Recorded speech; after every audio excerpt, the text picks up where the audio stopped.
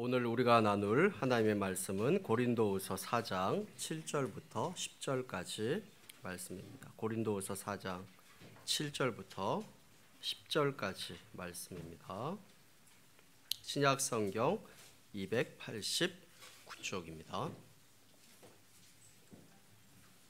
고린도후서 4장 7절부터 10절까지 말씀입니다. 제가 읽도록 하겠습니다. 우리가 이 보배를 질그릇에 가졌으니 이는 심히 큰 능력은 하나님께 있고 우리에게 있지 아니함을 알게 하려 함이라. 우리가 사방으로 우겨쌈을 당하여도 쌓이지 아니하며 답답한 일을 당하여도 낙심하지 아니하며 박해를 받아도 버림받지 아니하며 거꾸로 뜨림을 당하여도 망하지 아니하고 우리가 항상 예수의 죽음을 몸에 짊어짐은 예수의 생명이 또한 우리 몸에 나타나게 하려 함이라. 아멘. 우리 앞뒤 좌우에 있는 사람들에게 이렇게 인사했으면 좋겠습니다. 드디어 봄이 왔습니다. 당신의 마음에도 봄이 오기를 원합니다. 한번 인사했으면 좋겠습니다.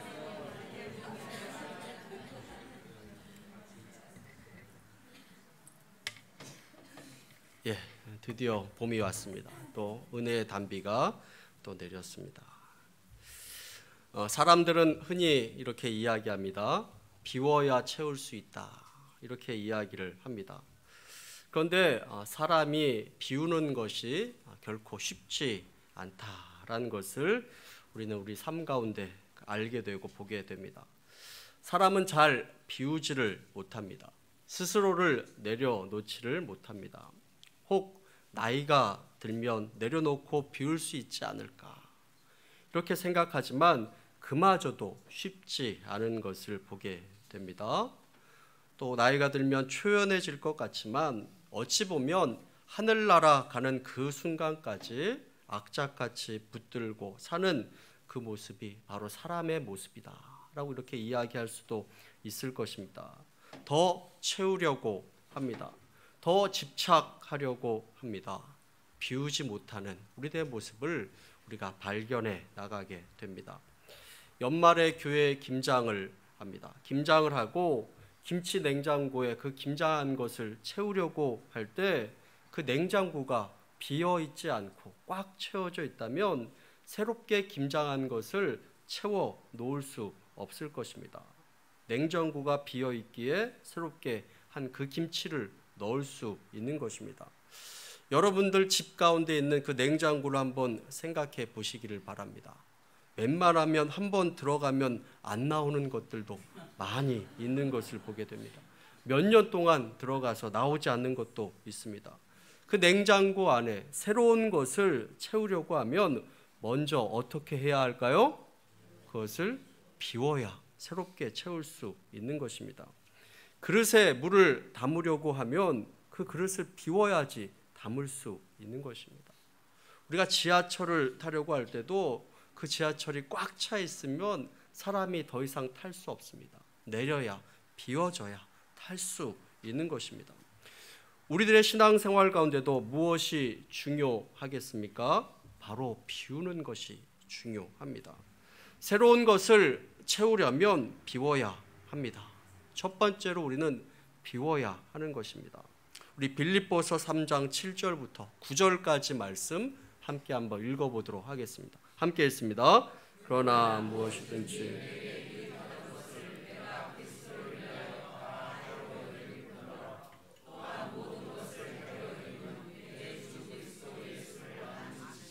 가장 고상하기 때문이라. 내가 그를 위하여 모든 것을 잃어버리고 배설물로 여김은 그리스도를 얻고 그 안에서 발견되려 함이니 내가 가진 은은 율법에서 난 것이 아니요 오직 그리스도를 믿음으로 말미암은 것이니 곧 믿음으로 하나님께로부터 난 의라. 바울은 예수 그리스도를 만나기 전에 자기 스스로 생각하기를 유익하다라고 생각한 것들을 이제는 예수 그리스도를 만난 이후로 다 해로 여긴다라고 이렇게 이야기를 하고 있습니다. 그가 스스로 자랑스럽게 여겼던 것들, 모든 것들을 다 내려놓고 그런 것들을 심지어 배설물로 여겼다라고 이렇게 이야기를 하고 있습니다. 자신을 비웠습니다.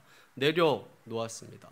예수님을 알게 되자 자랑스럽게 생각했던 그의 혈통도 포기하고 그 자신의 앞길도 내려놓고 자신의 특권도 내려놓고 당시 유대교 지도자가 될 기회도 다 포기한 것을 보게 됩니다. 바울은 정말 중요한 분, 예수 그리스도를 따르기 위해 이전에 가지고 있었던 그 자신의 모든 것들을 내려놓고 자신이 누릴 수 있는 모든 것들을 희생하고 있는 것을 보게 됩니다. 비우라라는 것은 내 자신을 내려놓는 것이라고 이야기할 수 있을 것입니다. 여러분, 신앙생활은 나를 내려놓는 것부터 시작합니다. 나를 비우는 것부터 시작합니다. 사람들이 매년 평균 900만 단어를 이야기한다라고 이렇게 이야기합니다. 이런 것들도 조사하는 사람이 있습니다. 사람이 평균 1년 동안 900만 단어를 이야기한다고 합니다. 그 900만 단어 중에 가장 많이 사용하는 단어가 뭘까요? 자, 가장 많이 사용하는 단어는 바로 내가라는 단어를 가장 많이 사용한다고 합니다. 그 중에 900만 단어 중에 약 500만 단어가 바로 내가라는 그런 단어라고 합니다. 우리는 나를 중요하게 생각합니다. 내가 부각되기를 원합니다. 내가 높아지기를 원합니다. 나를 알아주기를 원합니다. 사실 인간이 타락하는데 사단이 가장 처음으로 시도한 것이 뭐냐면 하나님보다 나를 먼저 생각하게 만드는 데부터 시작한 것을 보게 됩니다. 거기에 아담과 하와가 넘어갔습니다. 그래서 인간이 타락하게 되는 것을 보게 됩니다. 내가 더 높아지려고 하고 하나님처럼 되고 싶은 그 마음에서 인간의 타락이 시작되었다라고 이렇게 이야기할 수 있을 것입니다. 그런데 신앙생활에서 가장 중요하고 가장 먼저가 되는 것은 이 내가, 이것을 가장 중요하게 생각하는 거에서 내가 나를 그것을 내려놓고 나를 비우는 데서부터 출발한다라고 이렇게 이야기할 수 있을 것입니다. 우리들의 삶 가운데 내가 비워야 할 것들, 내가 내려놓아야 할 것들을 생각해 보면 대부분은 우리가 좋아하는 것들입니다. 먹고, 놀고, 즐기고, 보고, 나를 즐겁게 만드는 그러한 것들입니다. 그런데 그러한 불필요한 것들을 나의 삶 가운데 내려놓고 비우는 그때 하나님께서 그의 삶을 채워주신다라고 이렇게 말씀하고 있는 것입니다. 하나님께서 어떤 것으로 채워주실까요? 더 좋은 것으로, 더 기쁜 것으로 우리의 삶을 채워주신다라고 말씀하고 있습니다. 여러분, 만약에 대통령에게 초청을 받아서 청와대 오찬에 혹시 여러분들이 참여했다라고 생각해 보시기를 바랍니다. 여러분, 그 청와대 오찬에서 무엇을 먹을 것이라고, 무엇을 가지고 내 배를 채워주실 것이라고 생각하고 기대하고 가겠습니까? 아마 최고의 것으로 내 배를 채울 것이다, 이런 생각을 가지고 갈 것입니다. 청와대 오찬에서 라면 한 그릇 나올 것이다, 이렇게 생각하고 그 자리에 가는 사람은 없을 것입니다.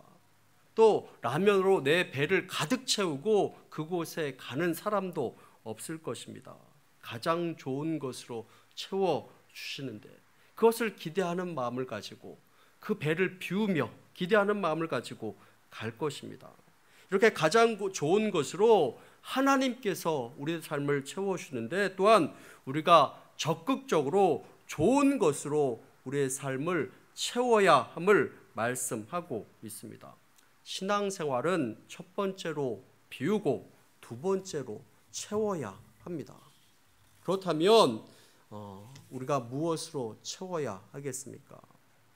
우리가 비워야 그 인생을 보배로 채울 수 있습니다. 여러분, 비우는 것, 이 비움은 사실 불교에서 많이 강조하는 것입니다. 불교에서는 비우라라고 이렇게 이야기를 많이 합니다. 불교에서 비우라라는 그 내용과 비슷한 의미로 들릴 수도 있을 것입니다. 불교에서 강조하는 것이 그 비움이라는 것인데 이 불교에서 말하는 비움이라는 것이 무엇인가? 제가 한번 찾아봤습니다. 불교에서 말하는 그 비움이라는 것은 무엇이냐면 현실을 무조건 받아들이는 것입니다.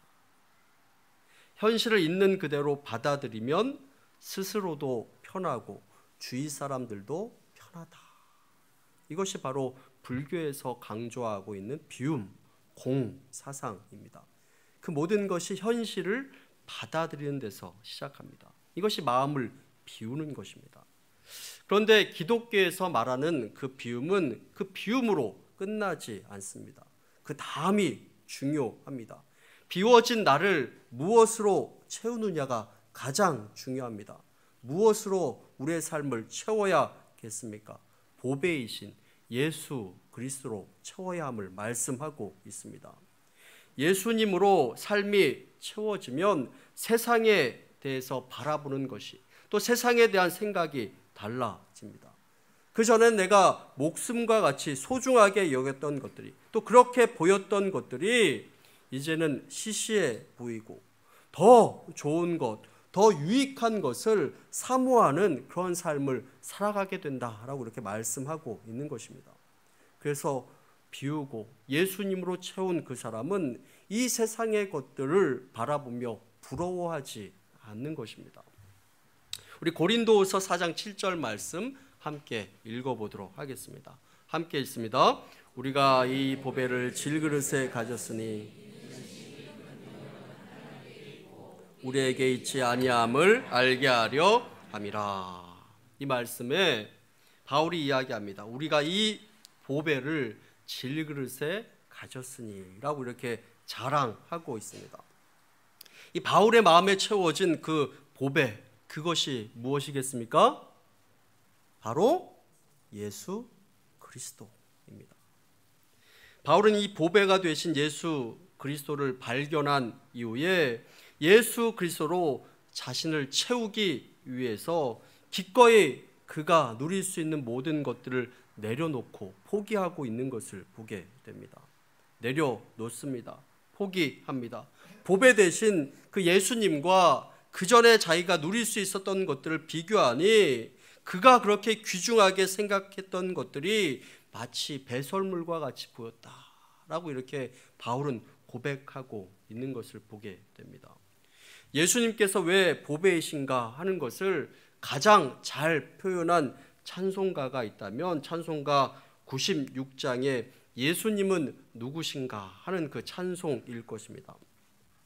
이 찬송가를 보면 민로아 선교사의 작시로 되어 있지만 이 원래 가사는 젊은 시절에 기독교 타도에 앞장섰던 조셉 하트라는 사람이 그 원 시의 내용을 썼습니다.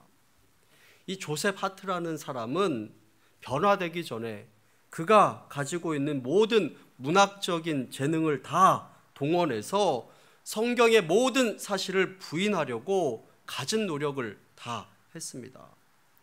그런 가운데서도 그는 가끔 예배에 참여하곤 했습니다. 그 예배에 참여한 이유는 단 한 가지였습니다. 기독교를 반박하기 위한 자료를 모으기 위해서 그 예배에 참여했던 것입니다. 그럼 한때 요한 웨슬리가 설교하는 예배에도 참여했었는데 설교를 듣고 회개하기는커녕 종교를 부정하는, 또 기독교를 부정하는 소책자를 만들어서 이 기독교를 강력하게 비판하였습니다. 그러던 어느 날 이 조셉 하트라는 사람이 또 기독교를 비판할 자료를 모으기 위해서 모라비안 교회의 예배에 참여하게 되었습니다. 그는 거기에서 요한계시록 3장 10절 말씀, 내가 나의 인내의 말씀을 지켰은즉 내가 또한 너를 지켜 시험의 때를 면하게 하리니 이는 장차 온 세상에 임하여 땅에 거하는 자들을 시험할 때라 라는 그 말씀을 들었습니다. 그런데 이 말씀을 듣고 이 조셉 하트라는 사람의 마음이 갑자기 움직여지기 시작했습니다. 그 마음이 녹아들고 무너지기 시작했습니다. 그리고 이 말씀을 듣고 조용히 집으로 돌아왔습니다. 집에 들어오자마자 하나님 앞에 그는 무릎을 꿇었습니다. 그리고 지금까지 그 자신이 지었던 모든 죄를 다 낱낱이 고백하고 그 자신의 어깨에 메었던 무거운 짐을 다 내려놓는 그런 경험을 하게 됩니다.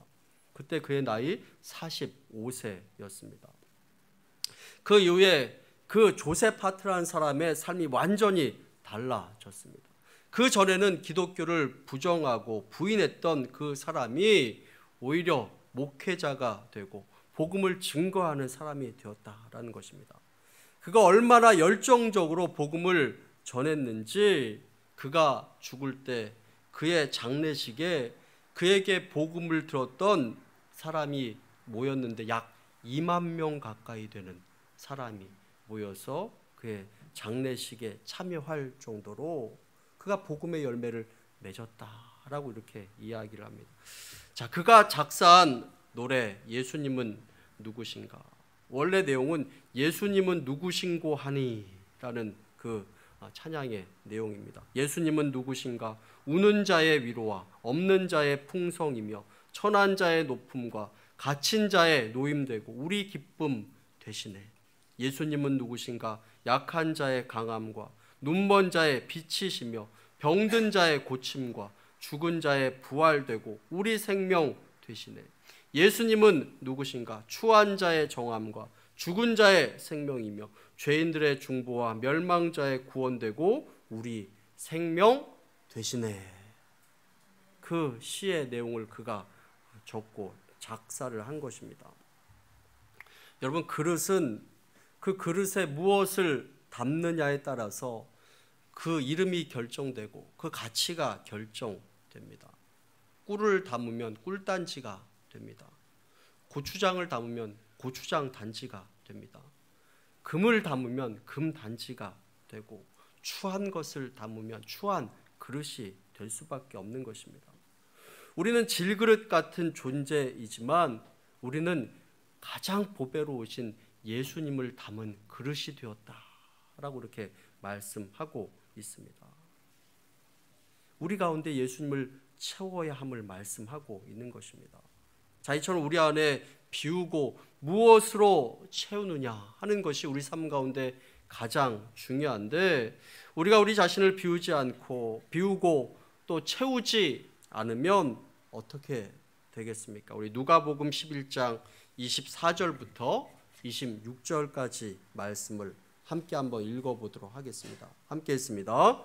더러운 귀신이 사람에게 나갔을 때 물 없는 곳으로 다니며 쉬기를 구하되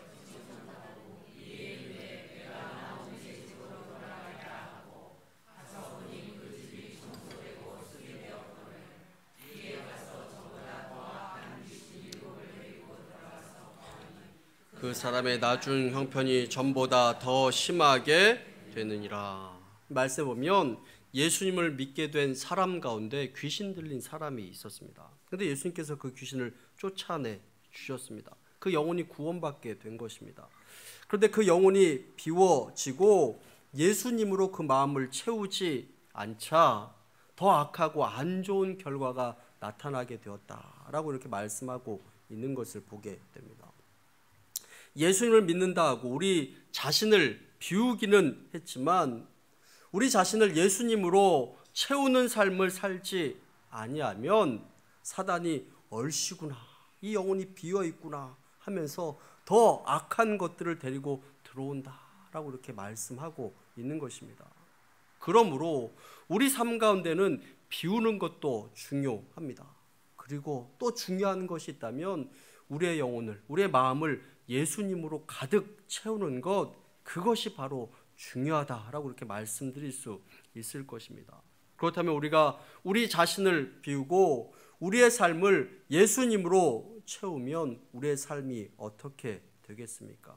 그러면 세 번째로 그 인생은 예수 그리스도를 누리는 인생을 살아갈 수 있는 것입니다. 우리가 우리 자신을 비우고 예수님으로 채웠을 때 우리는 우리 삶 가운데 예수 그리스도를 누리는 특권과 영광을 누리는 삶을 살아가게 되는 것입니다. 그 특권과 영광은 대단한 것입니다. 그런데 그 특권과 영광은 우리에게 있지 않고 하나님께 있음을 말씀하고 있습니다. 오늘 읽었던 본문 말씀 우리 고린도후서 4장 8절부터 9절까지 말씀을 함께 읽어보도록 하겠습니다. 함께 했습니다. 우리가 사방으로 우겨쌈을 당하여도 쌓이지 아니하며 답답한 일을 당하여도 낙심하지 아니하며 박해를 받아도 버림바 되지 아니하며 거꾸로 엎드림을 당하여도 망하지 아니하고. 자, 바울은 자신이 당하고 있는 여러 가지 어려움들을 이야기하면서 자신은 좌절하지 않았다라고 이렇게 간증하고 있습니다. 자, 바울의 이와 같은 그 고백 가운데는 그 당시에 그리스도인들의 그 생활을 잘 보여주고 있습니다. 자, 유대인들은 예수님을 십자가에 못 박으면 그 모든 것이 다 끝날 줄 알았습니다. 그런데 예수님께서 죽은 지 3일 만에 죽은 자 가운데서 다시 부활하셨습니다. 또 예수님의 제자들은 그 부활의 증인으로 목숨을 걸고 이 복음을 증거하는 삶을 살았습니다. 자, 다급해진 이 유대교의 지도자들은 베드로를 옥에 가두고 사도들을 때리고 협박하고 그리고 스데반을 돌로 쳐서 죽이는 그런 그리스도인들을 박해하는 그런 일들을 했습니다. 그러면 기독교는 사라질 것이다 라고 이렇게 생각했습니다. 그러나 그 일에 앞장섰던 바울은 오히려 그 스스로가 복음을 전하는 사도가 되고 일꾼이 되어서 복음을 증거하는데 목숨을 거는 사람이 오히려 된 것을 보게 됩니다. 자, 그러자 이 유대인들은 이 바울을 또다시 어떻게 해서든지 없애려고 하였습니다. 유대인들은 이 바울을 루스드라라는 곳에서 돌로 쳤습니다. 바울은 피를 쏟으면서 쓰러져서 정신을 잃었습니다. 이 바울이 움직이지 않자 죽었구나 하면서 이 바울을 내다 버렸습니다. 내팽겨 쳤습니다. 그러나 이 바울은 또다시 일어나서 복음을 증거하는 그 사명을 감당하게 되는 것을 보게 됩니다. 시편 37편 24절 말씀에는 이렇게 말씀하고 있습니다. 그는 넘어지나 아주 엎드러지지 아니함은 여호와께서 그의 손으로 붙드심이로다. 아멘. 우리들도 넘어질 수 있습니다. 그러나 엎드러지지 않으면 우리 하나님께서 우리들을 붙들어 주시기 때문이다 라고 이렇게 말씀하고 있는 것입니다. 바울은 고난 가운데서도 하나님께서 주시는 평안을 누릴 줄 아는 사람이었습니다. 이 바울은 육체적으로 또 세상적으로는 자랑거리가 많았던 사람이었습니다. 그러나 예수 그리스도를 만난 이후에 그 모든 자랑이 사라지고 자신을 비우고 예수 그리스도로 자신을 채웠습니다. 그 이후에 그는 예수 그리스도를 늘 자랑하고 예수님 안에서 기쁨과 평안을 누리며 살았던 것을 우리는 말씀을 통해서 보게 됩니다. 주님을 누리는 인생을 살게 된 것입니다. 어떤 사람은 이렇게 이야기합니다. 목사님, 제가 신앙생활 참 오래 해봤는데요. 오래 했지만 별로 발전된 것도 없고 신앙생활도 별로 재미있는 것도 없고 그저 그렇습니다. 자, 여러분들은 어떻습니까? 예. 왜 그럴까요? 자신을 비우지 않기 때문에 그렇습니다. 내려놓지 않기 때문에 그렇습니다. 자신을 예수님으로 채우지 않아서 그렇습니다. 더 쉬운 말로 좀 더 예수님께 가까이 나아가고 자기 자신을 예수님께 한번 던져 보시기를 바랍니다. 그러면 예수님께서 함께 하시고 그의 삶을 복되고 의미 있게 만들어 주실 것입니다. 어떤 사람은 또 이렇게 이야기합니다. 목사님, 교회에서 일도 하고 또 사역도 하는데 별로 큰 열매가 없습니다. 왜 그럴까요? 자신을 비우지 않아서 그렇습니다. 자신을 비우지 않고 예수님으로 채우지 않기 때문에, 자신을 예수님께 던지지 않기 때문에 그런 것을 보게 됩니다. 참 희한하게 자신을 비우는 만큼 그 안에 또 예수님께서 채워주시고 또 자신을 하나님 앞에 내려놓는 만큼 신앙생활 가운데도 열매를 맺게 되는 것을 보게 됩니다. 철학자 쇼펜하우어의 우화 가운데 고슴도치 딜레마라는 이야기가 있습니다. 이 고슴도치는 온몸에 가시가 돋친 그러한 동물입니다. 그런데 이 고슴도치는 여러 무리가 함께 있을 때 이런 어려움이 있습니다. 가까이 가면 서로에게 상처가 됩니다. 이 가시로 찌릅니다. 멀리 떨어져 있으면 추위에 견디기가 힘듭니다. 그래서 늘 일정한 간격을 유지하면서 지내는 것입니다. 자, 그런데 어떤 사람은 하나님과의 관계에서도 이렇게 일정한 간격을 꼭 유지하면서 지내는 분이 있는 것을 보게 됩니다. 자기 자신도 하나님 앞에 더 가까이 나가려고 하지 않습니다. 또 하나님께서 나에게 가까이 오는 것도 그렇게 기뻐하지 않는 것을 보게 됩니다. 더 이상 가까이 오지 말라고 이야기합니다. 하나님께서 가까이 다가오면 자신의 모든 허물이 또 드러나게 되니 가까이 오려고, 가까이 가려고 하지 않습니다. 또 하나님께서 더 가까이 다가오시면 나의 것을 내려놓아야 되기 때문에, 포기해야 되기 때문에 더 이상 가까이 오지 말라라고 이렇게 이야기합니다. 하나님과의 관계에서도 늘 이렇게 일정한 간격을 유지하는 그런 사람들도 있는 것을 보게 됩니다. 그러나 하나님과 우리의 사이는 가까워야 합니다. 야고보서 4장 8절 말씀 보면 하나님을 가까이 하라, 그러면 너희를 가까이 하시리라 라고 이렇게 말씀하고 있습니다. 성경에서 우리에게 전달해주고 있는 메시지는 간단합니다. 주님 앞에 가까이 나아가라 라는 것입니다. 그리하면 너의 삶을 채워주고 풍성하게 해주겠다라고 이렇게 말씀하고 있는 것이 성경에서의 메시지입니다. 제가 그동안 성경책도 읽고 또 여러 가지 신앙 서적도 읽었지만 제가 가장 도전받았던 책이 있다면 바로 이 책입니다. 제가 갑자기 책을 선전하고 있는데요. 팬인가 제자인가 하는 책입니다. 혹시 읽어보신 분 있으십니까? 예. 자, 이 책은 나온 지 꽤 되었지만 제가 남녀노소를 막론하고 또 신앙생활을 오래 하신 분이건 초신자건 제가 진심으로 꼭 한번 읽어보십시오라고 이렇게 권해드리고 싶은 책입니다. 혹 읽어보시겠다라고 하는 분이 있다면 제가 오늘이라도 빌려드리도록 하겠습니다. 그런데 이 책은 정말 도전받을 각오를 하고 내가 읽어야 합니다. 올해 혹시 여러분들 가운데 이 책을 읽는 분이 있다면 엄청난 신앙적인 유익이 분명히 있을 것입니다.